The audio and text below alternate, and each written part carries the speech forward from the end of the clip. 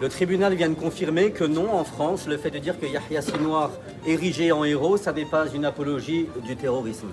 C'est donc encore une fois un élément qui fera jurisprudence pour toutes celles et tous ceux qui aujourd'hui sont poursuivis, simplement pour savoir mettre les justes termes face à certaines situations.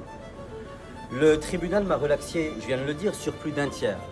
Et aussi étonnant que ça puisse paraître, le tribunal a estimé aujourd'hui, en me condamnant à 12 mois de prison, dont 6 mois fermes, eh bien qu'en France, on avait le droit d'être un citoyen qui menace de mort un élu de la République et ainsi se retrouver sur le banc des victimes parce que cet élu a eu l'honneur que de démontrer et de montrer aux yeux du grand public qui ils sont.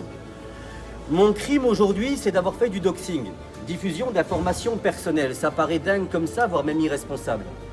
Je continuerai à afficher toutes celles et tous ceux qui se croient tout permis, menaçant de fait l'intégrité physique des militants pro-palestiniens et de leurs familles.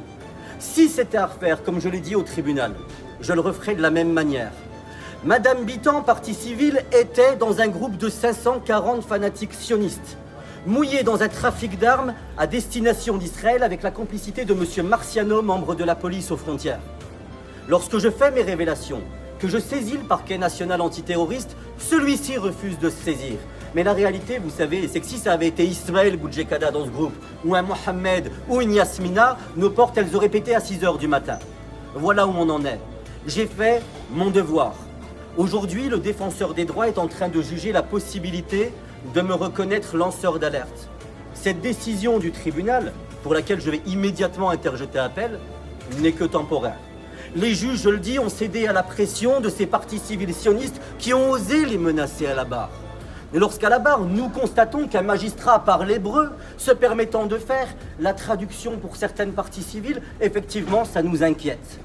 Lorsque le grand rabbin de France, enfin, explique qu'il a obtenu du ministère de la Justice un suivi nominatif des décisions de justice pour apologie du terrorisme, pour que derrière, on puisse taper sur les doigts de ces magistrats qui ne vont pas assez loin.